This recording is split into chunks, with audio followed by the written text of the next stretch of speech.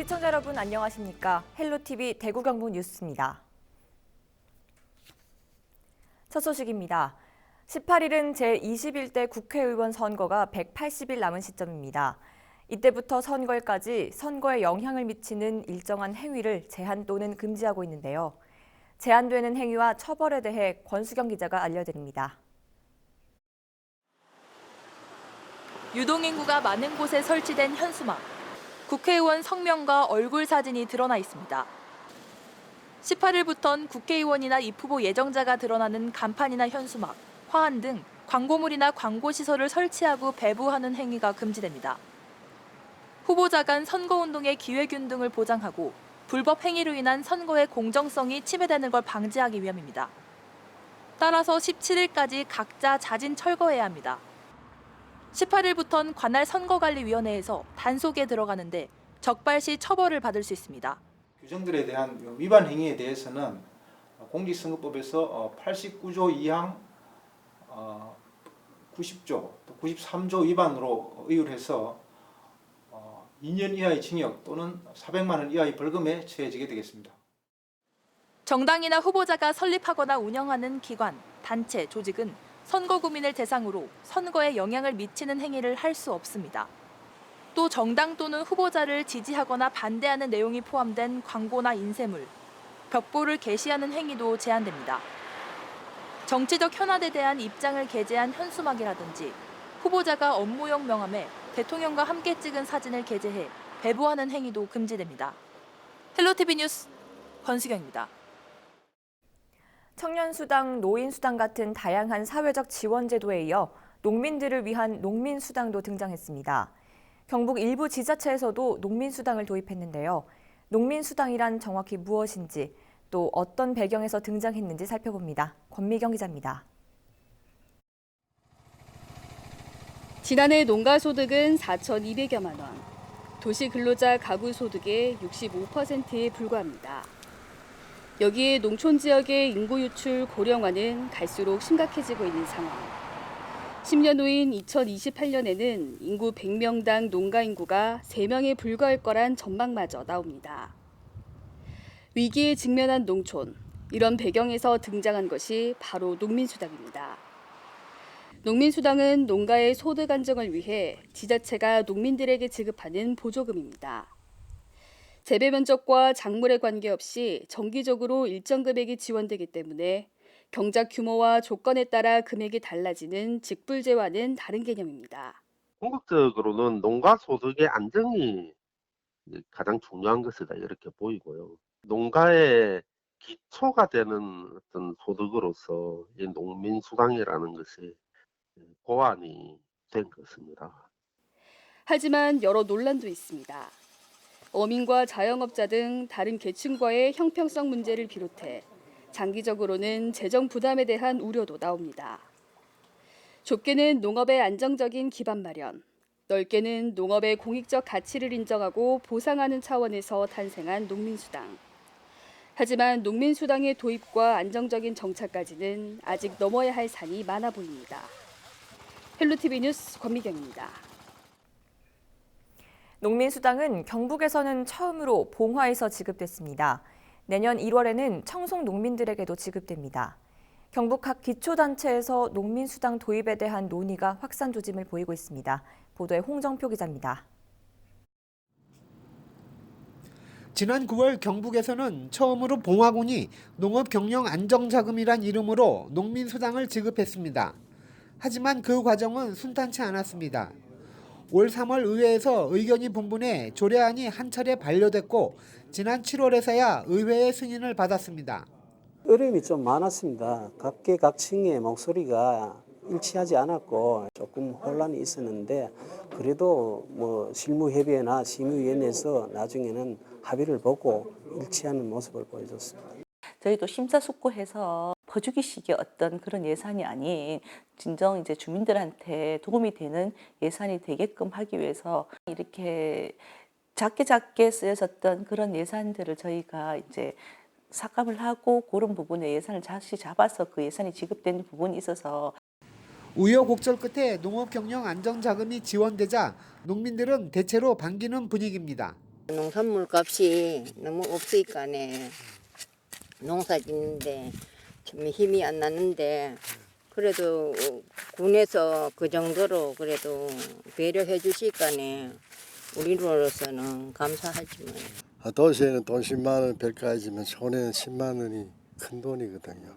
쌀한가마에 뭐 지금 우리가 생산해가지고 파면 요즘은 얼마 간다고 하는데 요즘 앞에는 17만 원씩 이래 갔는데 그 여러 하면 뭐 예, 괜찮지요. 고맙지 뭐예요. 청성군도 내년 1월부터 농민수당을 지급합니다. 아울러 이를 통해 지역경제 활성화를 꾀하고 있습니다. 우리 청성군에서는 그것에 그치지 않고 인구 감소, 노령화 등으로 현재 침체되어 있는 지역 상가와 소상공인들의 지역 경기를 활성화시키는데 궁극적인 목적이 있다고 할 수 있습니다. 현금처럼 사용할 수 있는 지역화폐가 지급되면서 자영업자들도 지역경제 활성화를 기대하고 있습니다. 농민들한테도 도움이 많이 될 것이고 여기 지역 상인들한테도 많은 도움이 될 것 같고 결국은 청송 주민들한테도 많은 도움이 될 것 같습니다. 농민수당 제도를 시행 중인 봉화군과 내년부터 시행할 청성군 모두 연간 50만 원을 각 지역에서만 사용 가능한 지역화폐로 지급합니다. 봉화군은 전체 가구 16만 6,673가구에 38%인 6,400가구가 혜택이 주어졌습니다. 청성군은 전체 13,776가구의 50%인 7,000가구가 혜택을 받을 예정입니다. 농민수당 신청자를 대상으로 농업경영체 등록과 1년 이상 지역 실제 거주, 경작 여부 등을 심사합니다. 공무원과 농업의 연간 소득이 3,700만 원을 넘으면 신청할 수 없습니다. 농민수당의 제도가 농업인의 실질적인 경영 안정 효과를 거둘지 관심이 모아지고 있습니다. 헬로티비 뉴스 홍정표입니다. 농민수당 도입에 대해 경북 지역 기초단체는 논의가 활발한 반면 경상북도는 미지근한 반응입니다. 현재 광역자치단체 중에서는 전남과 전북이 농민수당 도입을 추진하고 있고 충남과 경기도 등도 관련 조례 제정을 적극 검토하고 있는데요. 경상북도는 농림부의 공익형 직불제가 시행된 이후에나 도입을 고려해보겠다는 입장입니다. 이하영 기자입니다. 농민수당 도입을 위한 전국 지자체의 움직임이 본격화되고 있습니다. 2019년 1월 기준 기초지자체별 농민수당 현황을 보면 경기 여주와 경북 봉화, 전남 해남, 충남 부여 등 11개 시군이 도입을 확정했고 강원 춘천과 경남 산청, 전북 정읍 등 25개 시군이 도입을 적극적으로 논의하고 있습니다. 광역단체 중에서는 경남이 농민수당 도입을 긍정적으로 검토하고 있고 전남은 농어민을 포함해 취약계층에 대한 기본소득제 도입을 추진하고 있습니다. 전체적인 흐름으로 봤을 때는 기초자치단체인 시군 차원의 농민수당 도입과 관련한 내용은 이미 거의 다 했다는 의중들을 다 갖고 있는 상황이 돼버렸고 2단계인 이제 광역 차원의 조례 제정이 전북하고 전남은 이미 된 거예요. 된 거나 다름없이 되어 있는 상황이고 경북 지역에서는 봉화와 청송이 농민수당 도입을 확정했지만 다른 기초단체에서는 농민수당 지급을 위한 조례 제정이 이루어지지 않고 있습니다. 경북도 차원의 논의도 진행되지 않고 있습니다. 그거는 이제 농림부가 공익형 직불제를 지금 통합해가지고 지금 시행하려고 하거든요. 그게 유사한 거기 때문에 그걸 지켜봐가면서 하려고 합니다. 지금 현재. 보고 이제 타시도 동향이라든지 전체적으로 방향을 지금 지켜보고 있습니다. 농업의 공익적 가치에 대한 사회적 공감대가 형성되면서 전국적으로 농민수당이 확산 추세를 보이고 있지만 경북은 여전히 소극적입니다. 헬로티비 뉴스 이하영입니다. 요즘 경주는 어딜 가나 그야말로 인산인 해입니다. 첨성대 일대는 물론 보문 관광단지 등의 관광객들이 발길이 끊이지 않는데요. 한동안 침체에 빠져있던 경주 관광업계가 들썩이고 있습니다. 박은경 기자입니다. 경주에 온 관광객은 누구나 한 번쯤 들리는 첨성대입니다. 이맘때면 분홍색 억새인 핑크뮬리와 어우러져 그야말로 그림 같은 풍경을 연출합니다. SNS를 통해 입소문을 타면서 평일에도 사람들의 발길이 끊이지 않습니다. 그 운동 같이 하는 언니가 여기 와서 사진 찍은 걸 어제 보여줘서 너무 예뻐서 한번 와보고 싶어서 왔어요. 네, 가을을 느낄 수 있는 경치가 너무 좋은 것 같아요. 지금 여유롭고 음악도 잔잔하고 호수도 잔잔하고 너무 좋은 것 같아요. 보문단지 일대도 활기를 띠고 있습니다. 놀이동산과 동공원, 박물관, 또 지난 11일 개막한 경주 엑스포까지 다양한 행사로 연일 축제 분위기입니다. 주요 호텔들은 수백억 원을 투자해 신개축 공사를 벌이는 등 손님 맞이에 분주하고 지자체는 관광단지에 맞는 새로운 콘텐츠 도입을 위한 용역도 진행 중입니다. 용역은 내년 3월 말까지 진행되며 용역 결과에 따라 관광단지 리모델링을 위한 관광 트렌드에 부합하는 시설 및 콘텐츠 등을 도입하는 후속 사업을 연차적으로 시행할 예정입니다. 올 9월까지 경주를 다녀간 관광객은 모두 950만 명으로 지난 2016년 같은 기간에 비해 60만 명 가까이 늘었습니다. 지진 이후 한동안 침체에 빠져 있던 경주 관광이 다시 오름세를 보이면서 경기 회복에 대한 기대도 커지고 있습니다. 헬로티비 뉴스 박은경입니다. 영덕에서 생산되는 가을 배추는 해외에 수출할 정도로 경쟁력을 인정받고 있는데요. 그런데 올해는 태풍으로 인한 물난리에 배추밭 상당수가 물에 잠기며 수출 전선에 먹구름이 끼었습니다. 정필문 기자의 보도입니다. 가을 배추 생산지로 이름난 영덕군 창수면의 한 마을입니다. 수확이 한 달도 채 남지 않았는데 평상시 배추밭의 모습은 찾아볼 수 없습니다. 태풍 미탁에 의한 물난리로 배추밭이 통째로 물에 잠겼기 때문입니다. 원래 여기에도 배추가 가득 심겨져 있었습니다. 그런데 하천이 범람하면서 밭을 완전히 덮쳤고 지금은 이렇게 모래밭처럼 변해버렸습니다. 배추는 과일과는 다르게 물에 한번 잠기면 상품 가치가 아예 없습니다. 겉으로는 멀쩡해 보여도 속을 들여다보면 시커멓게 썩어가거나 누렇게 변색돼 수확 자체가 불가능합니다.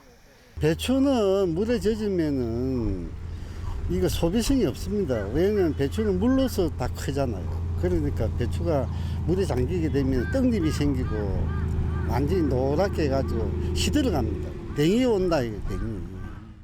인근 다른 마을도 하천과 배수로가 넘치면서 배추 피해가 상당합니다. 배추는 대부분 계약 재배를 하다 보니 이런 일이 생기면 1년 농사가 헛수고입니다. 배추 속에 흙이 다 들어가가지고 못 쓰게 됐어요.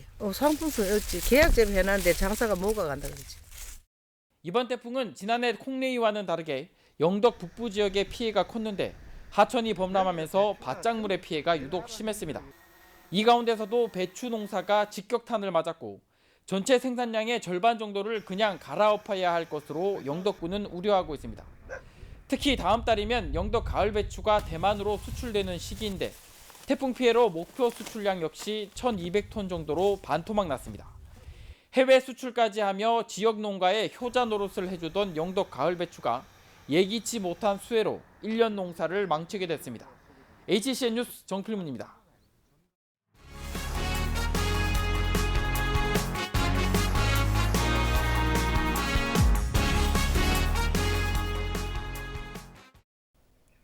지난 4일 보도했던 문경시 신기마을 폐기물 매립장 사업이 대구지방환경청의 부동의로 사실상 백지화됐습니다.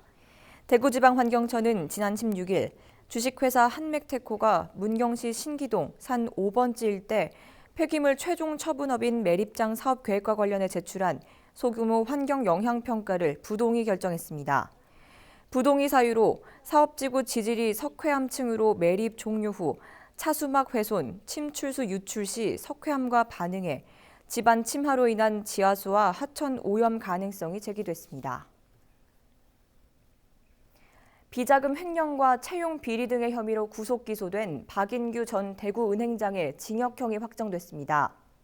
대법원은 17일 열린 박정 행정에 대한 상고심에서 원심과 같이 징역 1년 6월형을 확정했다고 밝혔습니다. 박정 행장은 비자금 8,700만 원 상당을 만들어 쓰고 법인카드를 개인적으로 사용한 혐의 등을 받고 있습니다. 또 지난 2014년부터 5년 동안 모두 24명의 직원을 부정 채용하는 데 관여하고 2013년에는 경산시 금고로 대구은행이 선정되도록 힘써달라며 관련 공무원의 아들을 채용한 혐의 등으로 기소됐습니다. 경북 청도 용암 온천에서 발생한 화재와 관련해 호텔 소방관리 책임자 A씨에게 징역 1년에 집행유예 2년이 선고됐습니다. 대구지방법원은 또 같은 혐의로 기소된 업체 사장 B씨 등 2명에게 금고 6월에 집행유예 1년을 선고했습니다. 법원은 이들이 업무를 소홀히 하면서 불이나 피해가 발생했다며 이번 판결의 이유를 설명했습니다. 지난해 9월 11일 경북 청도에 있는 한 온천 건물 지하에서 화재가 발생해 이용객 등 100여 명이 대피했고 이 가운데 68명이 연기를 마셔 치료를 받았습니다. 2019 경북 네스트 게임 콘텐츠 페스티벌이 경산에 소재한 경북 테크노파크 일원에서 열렸습니다. 이번 행사는 수도권에 편중돼 있는 게임 산업의 불균형을 해소하고 경북 지역의 게임 인력 양성과 창업, 게임 콘텐츠 개발을 통해 경북형 글로벌 게임 산업을 선도하기 위한 프로젝트로 마련됐습니다. 학생과 시민이 참여하는 게임 콘테스트와 전시, 게임 컨퍼런스, 인기 유튜버 특강 등이 진행돼 관심을 모았습니다. 현재 경북도 내에는 27개 게임 기업이 활동하고 있습니다. 이 게임 콘텐츠 페스티벌은 지역의 청년들에게 새로운 일자리 기회를 알려주고 다음으로 지역 게임 기업들이 글로벌화하는 데 도움을 준과 동시에 지역의 초중학생, 고등학생, 중학생 모두가 대학생까지 다 와서 하나의 축제의 장으로 만들어서 이 페스티벌 자체를 정말 즐기면서 우리가 게임 산업을 육성할 수 있는 그런 하나의 기회로 만들려고 마련한 장입니다. 대구에서 가장 많은 주택을 갖고 있는 사람은 달서구에 살고 있는 60대 남성으로 모두 139채를 등록한 것으로 조사됐습니다. 국토교통부가 자유한국당 김상훈 의원에게 제출한 자료를 보면 지난 6월 기준 대구 지역 개인 임대사업자 가운데 상위 20명이 등록한 주택수는 모두 1,100여 채에 달한 것으로 집계됐습니다. 대구에서 두 번째로 많은 주택 보유자는 달서구에 살고 있는 50대 여성으로 78채를 소유했고 이어 동구 지역 50대 남성이 70채를 등록한 것으로 나타났습니다. 최연소 임대사업자는 7세 여아로 수성구에 살고 있는 것으로 조사됐습니다. 대구의 스마트 공장이 대거 들어섭니다. ICT 기술을 이용해 기획과 설계, 유통과 판매에 관한 정보를 한데 모아 제품을 생산하는 스마트 공장은 사업 전반에 드는 비용과 시간을 줄일 수 있다는 장점을 갖고 있습니다. 중소벤처기업부는 앞으로 3년 안에 전국에 3만 개의 스마트 공장을 꾸리는 한편 대구에는 모두 1,561곳을 구축하기로 했습니다. 이번 사업에 참여를 원하는 기업은 오는 12월 말까지 대구 테크노파트를 통해 신청하면 됩니다.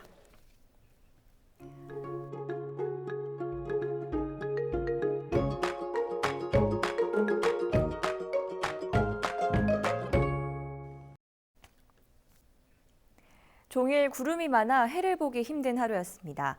내일은 우리 지역 곳곳에 비가 내릴 전망인데요.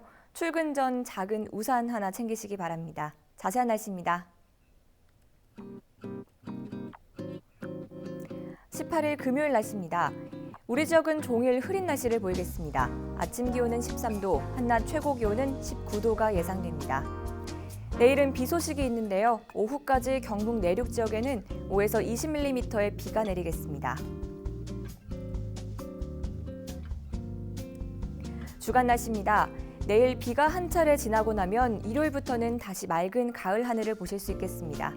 여전히 일교차는 크게 벌어지고 있어 옷차림에 유의하시기 바랍니다. 생활지수입니다. 빨래는 실내 건조가 좋습니다. 운동 전에는 준비 운동을 철저히 하시고요. 세차 효과는 적으니 미루시기 바랍니다. 날씨 정보였습니다. 이상으로 뉴스를 모두 마칩니다. 시청해주신 여러분 고맙습니다.